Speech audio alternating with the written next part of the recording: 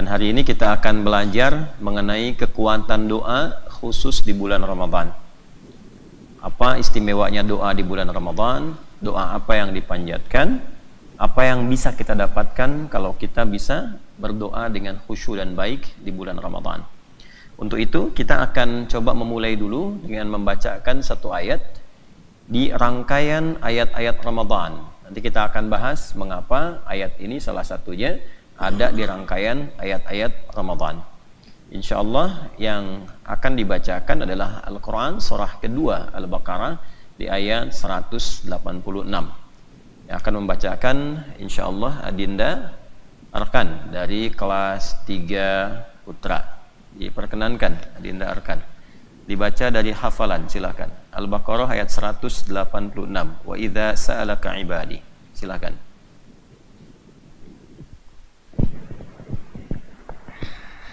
A'udzu billahi minasy syaithanir rajim. Bismillahirrahmanirrahim.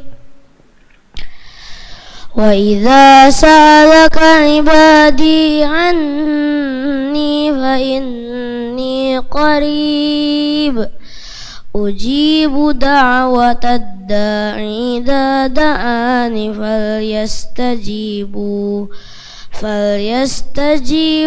li wal yu'minu bi la'allahum yarshudun.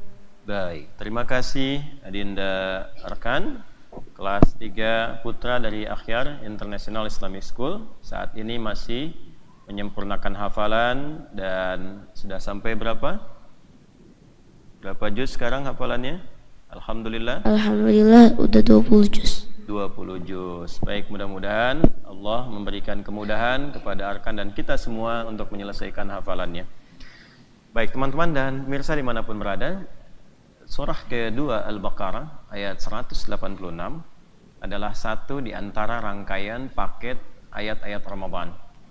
Jadi kalau kita membuka Al-Quran dan mempelajari tentang ayat-ayat Ramadan, kebanyakan orang Islam saat ini mengetahui dan memahami bahwa ayat Ramadan itu terfokus di satu ayat saja, yaitu Al-Baqarah ayat 183. Padahal kalau kita kemudian mengkaji lebih dalam, ternyata ayat-ayat Ramadan itu satu paket rangkaian. Ayat 183, 184, 185, 186 dan sampai 187. Secara umum digambarkan di sini yang pertama tentang hukum puasa, kewajibannya di ayat 183. Kemudian toleransinya. Toleransi itu adalah hal yang diberikan sebagai kemudahan bagi orang-orang yang sulit menunaikannya. Itu ada di ayat 184. Kemudian keistimewaan yang terdapat di bulan Ramadan. Apa saja istimewanya? Hasil yang didapatkan dari keistimewaan itu apa? Baik terkait dengan Al-Quran, terkait dengan petunjuk hidup, dan juga kemudahan dalam menunaikan puasa dan meningkatkan syukur kepada Allah. Itu ada di ayat 185. Nah, Ustadz mau lompat dulu sedikit tentang hukum-hukum rumah tangga, ya, suami, istri, hukum makan, minum, sahur, sampai meningkatkan takwa, itu ada di ayat 187. Antara 185 ke 187 ada ayat 186. Nah, itulah ayat tentang doa. Jadi saking pentingnya doa di bulan Ramadan ini, Allah Subhanahu wa ta'ala menempatkan ayat doa di antara rangkaian ayat-ayat Ramadan untuk memberikan pesan dan kesan kepada kita semua bahwa Ramadan selain bulan Al-Quran, Ramadan selain bulan Taubat, Ramadan selain bulan meningkatkan sholat, selain bulan kita puasa, juga bulan untuk memperbanyak doa kepada Allah Subhanahu wa ta'ala. Jadi kalau ada orang di bulan Ramadan tidak berdoa, itu orang yang termasuk kalangan merugi. Saya ulangi ya. Nah teman-teman, kalau ada orang yang sampai di bulan Ramadan kemudian dia tidak mampu berdoa, memohon sesuatu kepada Allah, ini menandakan ada kerugian dalam hidupnya saat menjalani ibadah Ramadannya.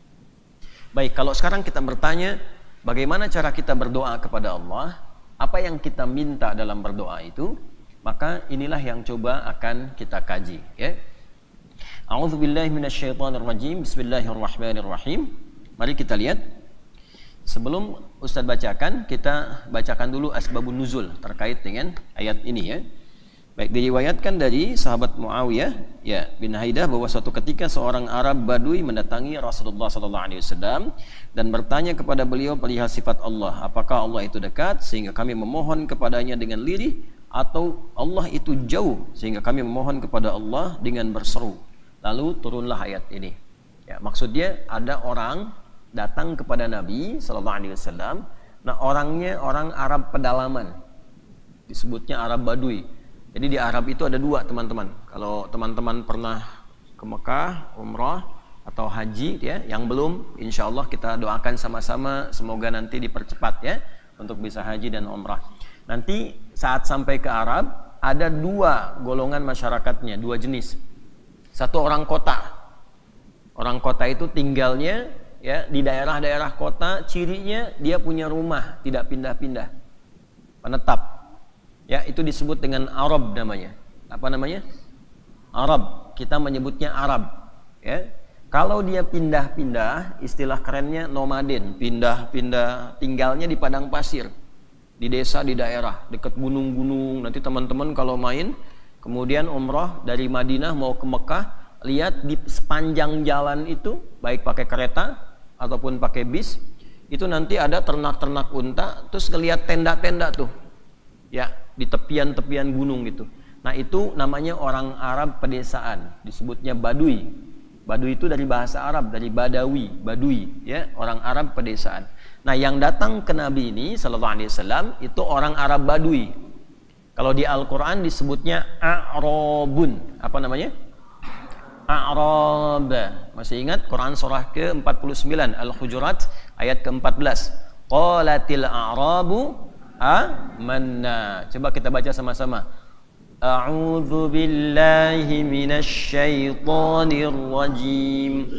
Bismillahirrahmanirrahim. Qalatil a'rabu amanna qul lam tu'minu walakin qulu aslamna walamma yadkhulil imanu fi qulubikum. Stop dulu sebentar. Nah, yang ingin Ustaz sampaikan di ayat ini adalah kata a'rabnya. Qalatil a'rabu. Nah, kalau ada kata A'rab, teman-teman baca, yang putri baca Quran menemukan A'rab, itu artinya orang Arab Badui. Orang Arab Badui desa atau kota? Desa. Hidupnya pindah-pindah atau menetap? Pindah-pindah ya. Jadi kalau Arab itu artinya orang Arab kota. Nah, datanglah orang Arab desa kepada Nabi bertanya, "Ya Rasulullah, kan? Saya pengen berdoa kepada Allah. Tapi apakah Allah itu dekat sehingga saya doanya pelan-pelan, atau Allah itu jauh sehingga saya doanya mesti berseru, berteriak kencang?" Nah, saat bertanya inilah kemudian turunlah ayat ini untuk menjawab pertanyaan tadi. Dan nanti tempatnya ketika dibacakan Nabi, dibimbing oleh malaikat Jibril, ditempatkan letaknya di mushaf di antara rangkaian ayat Ramadan. Apa bunyinya? A'udzubillahi minasyaitonirrajim. Bismillahirrahmanirrahim. Tadi seperti dibacakan oleh Ananda rekan. Wa idza sa'alaka 'ibadi 'anni fa inni qarib ujibu da'watad da'i idza da'an falyastajibu li wal yu'minu bi la'allahum yarshudun. Wa idza sa'alaka 'ibadi. Perhatikan kalimatnya. Ini kita belajar yang penting dulu ya, teman-teman dimanapun berada. Kalau ada kata idza, lihat ya, idza setelahnya ada kalimat namanya di bahasa Arab kata kerja, fi'il madhi ya, fi'il apa? Madhi, kata kerja asal, past tense. Contohnya misalnya akala, syariba, dhahaba. Teman-teman kan di sekolah belajar fi'il madhi ya, ya, jalasa, syariba, kan, syakara ya. Di sini sa'ala, sa'ala itu minta, minta. Kalau kata idza ketemu fi'il madhi, itu artinya makna fi'il madhi, perbuatan yang dahulu yang pernah terjadi yang digambarkan sekarang. Tapi perbuatannya dulu. Jadi Allah ingin menyampaikan begini, Wa idza sa'alaka Muhammad sallallahu alaihi wasallam, sekarang ada yang bertanya kepadamu. Nanti juga kapan-kapan di masa depan akan ada yang merasakan suasana serupa. Kapan-kapan di masa depan akan ada yang punya persoalan yang sama. Ya, apa itu? Wa idza sa'alaka ibadi anni, akan ada hambaku yang ingin mendekat kepadaku. Akan ada hambaku yang ingin mencari-cari aku. Akan ada hambaku yang ingin menghadap kepada aku. Ya, maka orang yang menghadap kepada Allah itu pasti kepentingannya berdoa. Ya, pasti kepentingannya apa? Berdoa. Tidak ada satupun hamba yang ingin menghadap Allah kecuali berdoa. Karena itu kita punya ibadah namanya solat.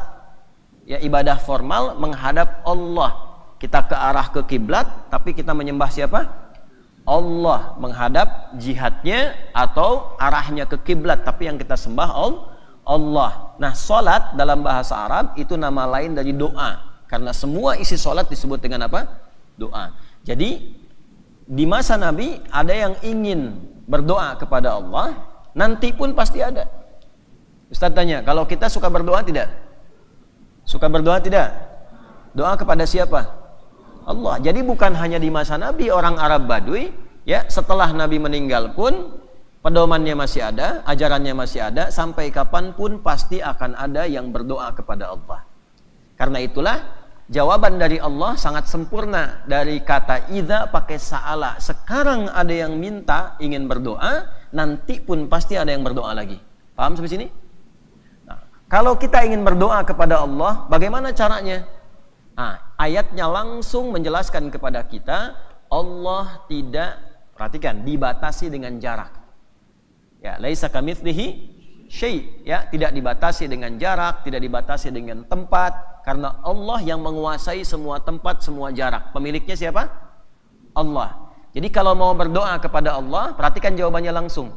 Wa idza sa'alaka ibadi anni Muhammad sallallahu alaihi wasallam, kalau nanti ada hamba-hambaku yang sekarang ataupun nanti meminta petunjuk kepadamu, bertanya bagaimana cara berdoa kepadaku, fa inni qarib. Lihat nanti kalau belajar ilmu nahwu ada fa, harfu atfin rabitin baina syai'aini bila hudud, huruf yang merangkai dua peristiwa dengan cepat. Jadi kalau ada satu kejadian, kemudian ada kejadian kedua, ingin disatukan, berlangsung dengan cepat, itu pakai fa. Satu, berdoa. Kalau sudah berdoa pengen apa? Dikabulkan. Antara berdoa dengan dikabulkan, kalau pakai fa itu artinya cepat. Ya, ada yang ingin menghadap Allah, diterima oleh Allah. Yang ini kan ingin menghadap Allah nih. Saya ingin menghadap Allah, pengen berdoa. Lalu Allah mau menerima. Antara kita menghadap dengan Allah menerima pakai fa. Artinya baru kita ingin berdoa, Allah sudah menemukan kita. Baru kita ingin berdoa, Allah sudah siap akan menjawab doa kita. Jelas? Nah, ini yang dimaksudkan di ayat ini. Ya, kalau begitu kesimpulannya, ya, Allah itu tahu nggak tentang doa kita? Tahu nggak tentang kita? Nah, itulah yang menunjukkan Allah pemilik semua jarak. Ya, jadi kalau Allah sudah tahu, Allah begitu memahami kita, tahu tentang kita, begitu dekat dengan jawaban doa kita, maka dari situ kira-kira kalau berdoa harus kencang-kencang atau pelan-pelan? Nah, dibacakan sekhusyuk kita dengan bahasa yang lembut, yang khusyuk, karena sifat Allah maha mendengar. Jelas? Sifat Allah maha apa? Maha mendengar. Karena itulah kemudian turun jawaban, ujibu da'watad da'i idza da'an. Kalau engkau mau berdoa pun, perhatikan baik-baik nih. Ujib itu fi'il mudhari. Akan. Jadi sebelum kita berdoa, baru akan berdoa, Allah sudah tahu. Kalau kita minta sesuai dengan kebutuhan kita, sesuai dengan kebaikan kita, kata Allah, jangankan engkau saat memohon, akan memohon pun baru akan ngangkat tangan, baru akan minta, itu Allah sudah berikan jawaban. Aku pasti akan jawab sepanjang yang diminta baik dan sesuai dengan kebutuhan kita. Jelas? Nah, karena kita akan masuk pada hal yang penting, dan teman-teman, izinkan kita sekarang untuk penguatan dulu. Siap? Nah, bagaimana penguatannya? Semua sekarang menghadap ke arah sini, ke depan. Ya, Bikin satu gelombang. Hadap ke depan dulu, lihat baik-baik. Yang sebelah sini menghadapnya baik betul ke depan, yang lurus menghadap ke kanan. Nah, begitu, betul. Ya, silahkan. Tangannya di pundak. Ya, kita mulai dengan di atas, boleh ikutan sama-sama. Hujan rintik-rintik. Nah, ini tips untuk menghilangkan ngantuk. Angin bergelombang. Ya, ada badai. Ada badai. Hujan rintik-rintik. Dah, cukup. Berbalik, bergantian. Bergantian. Siap-siap. Ini kayaknya lebih ngantuk, jadi kita langsung ada badai. Ya, aduh, udah suaranya. Hujan rintik-rintik, rintik-rintik, rintik-rintik. Awas, pelan-pelan, rintik-rintik. Angin bergelombang, gelombang. Dah, cukup, cukup. Hadap lagi sini. Dah, jangan kencang-kencang, baru sahur tadi ya. Dah, sini, hadap sini. Baik, kita lanjutkan kembali. Teman-teman dimanapun berada, kita mengkondisikan sesuai dengan suasana hybrid saat ini, baik offline ataupun juga yang online, yang live tersambung. Ya, keduanya mudah-mudahan diberikan pahala oleh Allah Subhanahu wa taala. Baik, jadi yang pertama, Ustaz ingin sampaikan bahwa sebab ayat ini turun ingin menunjukkan, ingat Ustaz berikan kaidah terutama teman-teman yang para asatidzah ya. Ada kaidah nanti di ulumul Quran bab asbabun nuzul. Al-ibaratu bi'umumil lafzi la bi khususis sababi. Hukum itu berlaku dengan keumuman lafaznya, bukan dikhususkan karena sebabnya. Sebab ayat ini turun karena orang tanya. Pertanyaannya boleh jadi di luar Ramadan. Tapi ketika ditempatkan ayatnya dalam rangkaian ayat Ramadan, maka berlaku al-ibratu bi umumil lafzi.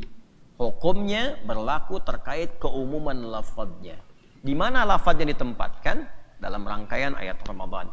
Ketika Allah tempatkan ayat ini dalam rangkaian ayat Ramadan, seakan memberikan pesan bahwa kalau biasa kita berdoa di luar Ramadan, maka saat Ramadan doa itu lebih istimewa lagi. Jelas? Itu maksudnya. Jadi selain Ramadan pun kita berdoa. Saya tanya, kalau teman-teman mau ujian, berdoa nggak malamnya? Ya, sebelum makan berdoa nggak? Berpakaian berdoa nggak? Nah, teman-teman dimanapun berada, di luar Ramadan pun kita berdoa. Tapi ketika ayat ini ditempatkan oleh Allah dalam rangkaian ayat Ramadan, seakan memberi kesan bahwa Ramadan berbeda. Ramadan doanya istimewa. Maka diharapkan bagi setiap insan beriman, khususnya yang menunaikan puasa, tidak kehilangan momentum untuk berdoa ketika sampai di bulan Ramadan. Ya, sekarang kita pada intinya, bagaimana cara berdoa di bulan Ramadan dan siapa sajakah yang kemungkinan akan berdoa saat masuk khususnya bulan Ramadan. Yuk sekarang lihat kata ibad. Wa idza sa'alaka ibadi. Kata ibad itu ada dua jenis dalam Al-Quran. Ada berapa jenis? Baik. Ibad itu artinya apa? Hamba. Jamak dari kata abdun. Ya, abdun, hamba yang giat beribadah. Hamba yang ingin dekat dengan Allah. Jadi Nabi pun, Rasul pun, kalau beliau disifati dengan rajin dan giatnya ibadah, itu disebut dengan abdun namanya. Contoh, Nabi Muhammad karena dekatnya dengan Allah, rajin ibadah, diundang untuk menunaikan Isra dan Mi'raj. Saat menunaikan Isra Mi'raj itu, panggilannya, undangannya tidak menyebut Nabi, tidak menyebut Rasul, tapi menyebut sifat hambanya. Abdun, ya. Siapa yang hafal Quran surah 17 Al-Isra ayat 1? Subhanalladzi asra bi'abdihi, bukan bi rasulihi, bukan bi nabihi, bi abdihi. Nah, abdun jamannya ibad.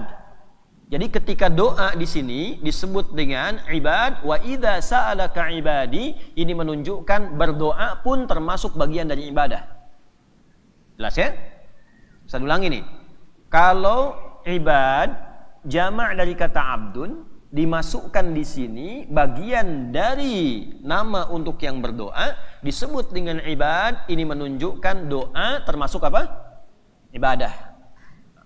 Tolong teman-teman fokus di sini ya, dan teman-teman saudara-saudariku dimanapun berada, tolong highlight kalimat ini. Doa diisyaratkan dalam ayat ini termasuk bagian dari ibadah. Ayo temukan cepat-cepatan. Ayatnya ditemukan di mana? Innal ladzina yastakbiruna an ibadati. Siapa yang bisa bacakan? Ayo siapa? Ustaz boleh. Hadisan baca.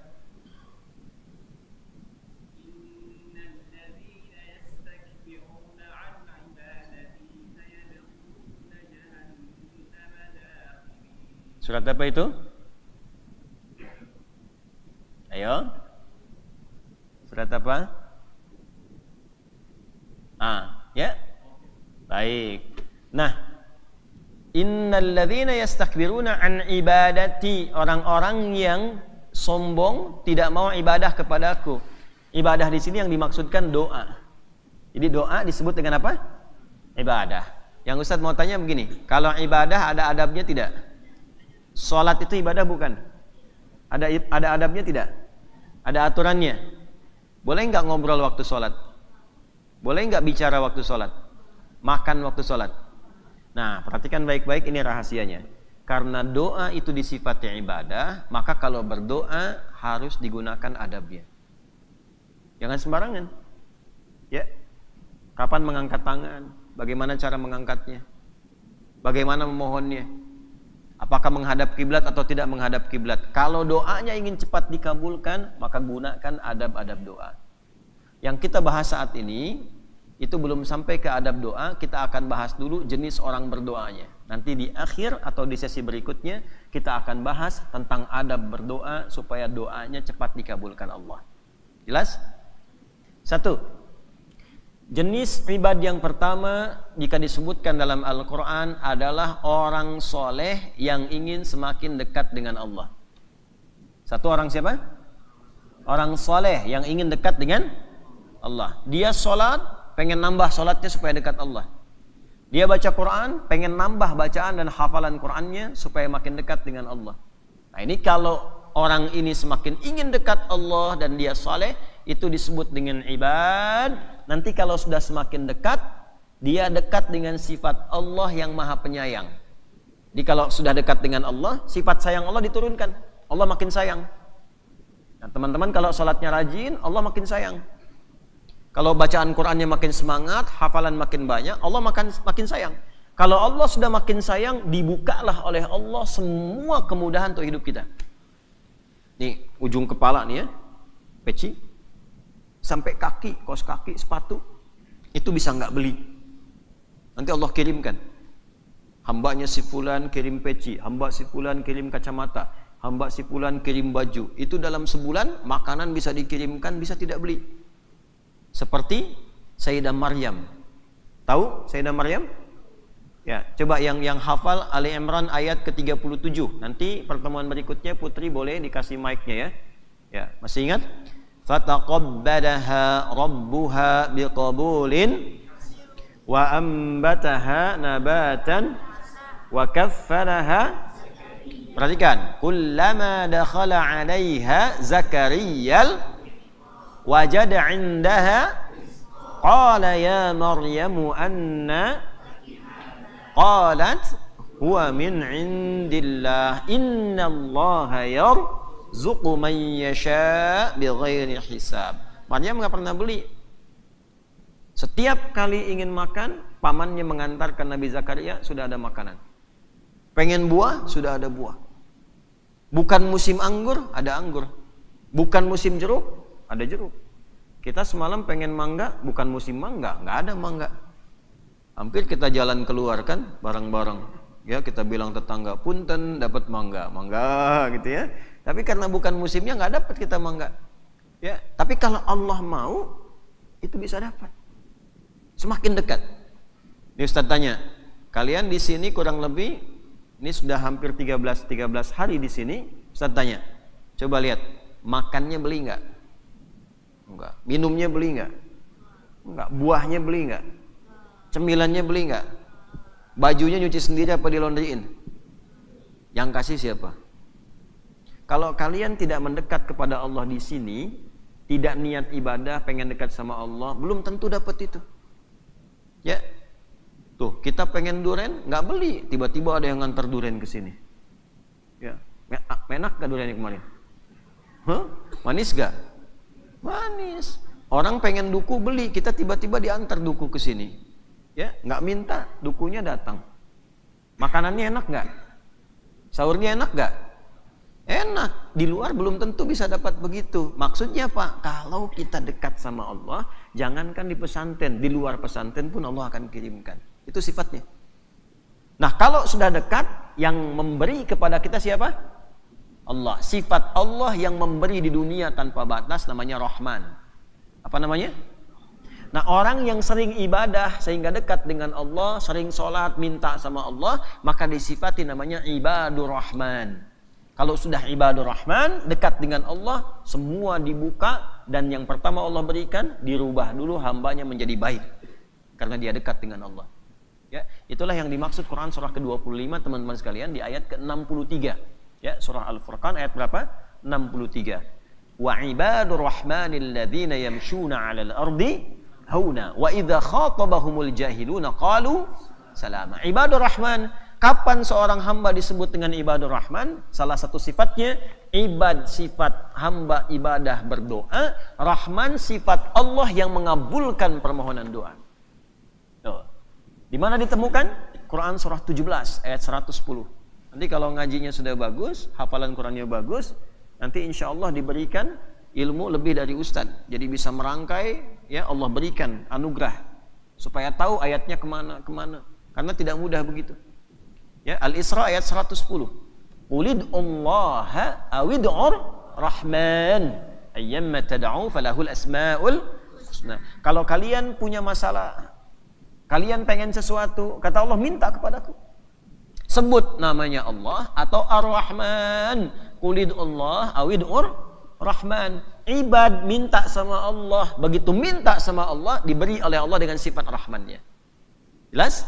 Nah, kalau dia minta sama Allah, diberikan sifat Rahman, maka yang pertama terjadi pada dirinya, semakin banyak berdoa, semakin banyak mendekat kepada Allah, Allah rubah dirinya menjadi yang baik dulu. Di ciri kalau ingin dikabulkan doa itu, yang pertama, dan ciri terkabulnya doa, doa itu merubah kita menjadi semakin baik. Itu sebelum dikabulkan permintaan kitanya.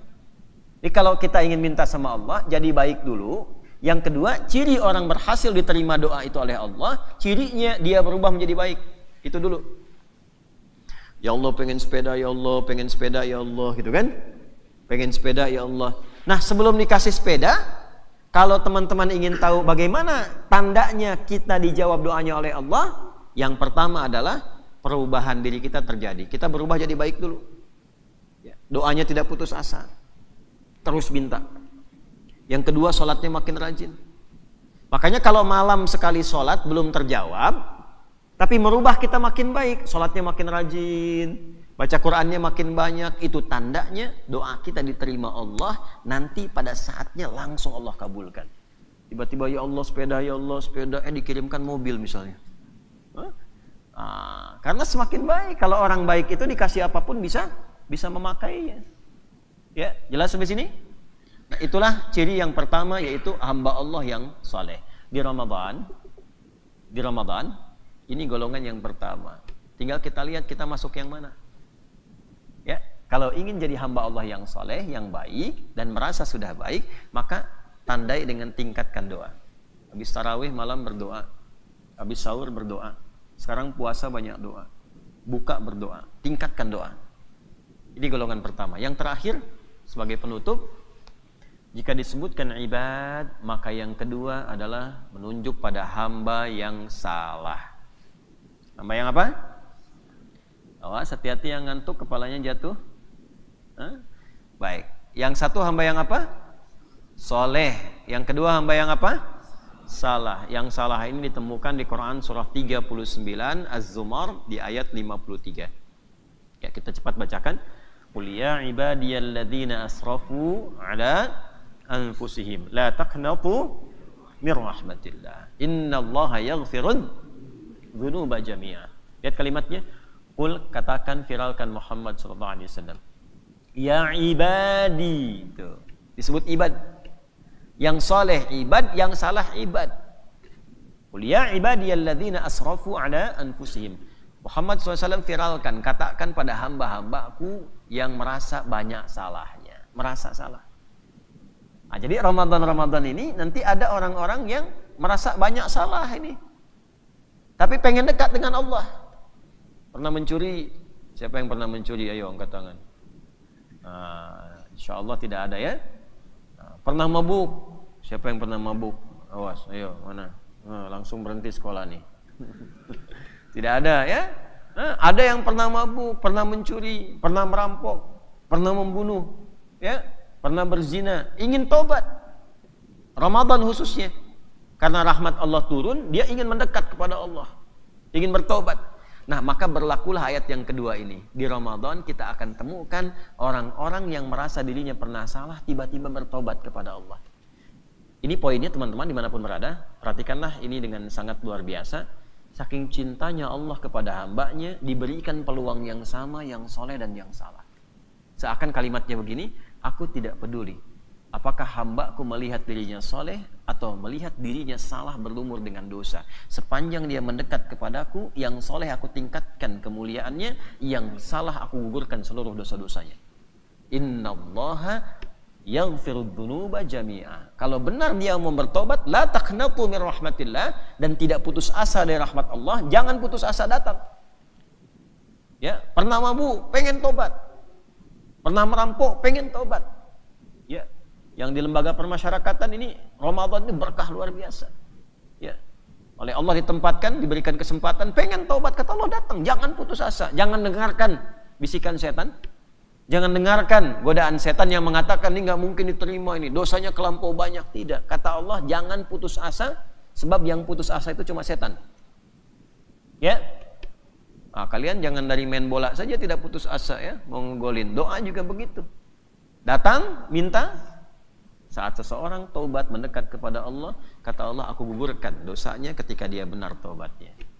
Jadi teman-teman sekalian, Ustaz simpulkan, kita tutup bahwa Ramadan, satu, perbanyak doa kepada Allah Subhanahu wa taala.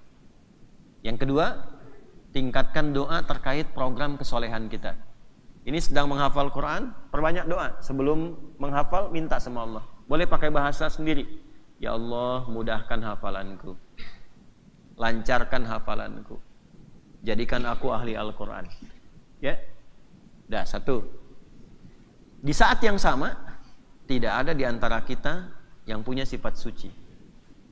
Fala tuzakku anfusakum. Jangan menilai diri suci, pasti punya salah.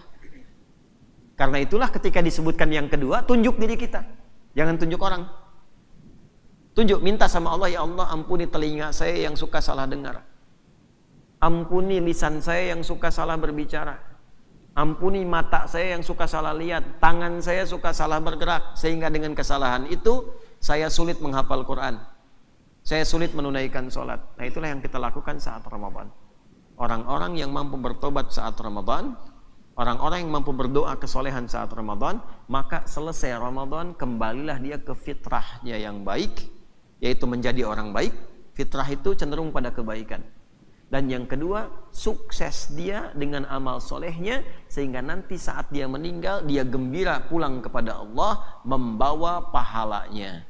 Ini yang dimaksud lis-shaimi farhatani. Kata Nabi, orang puasa itu akan punya dua kebahagiaan. Farhatun inda iftarihi atau kama qala. Kebahagiaan pertama saat buka. Kalian saat buka itu senang nggak? Senang.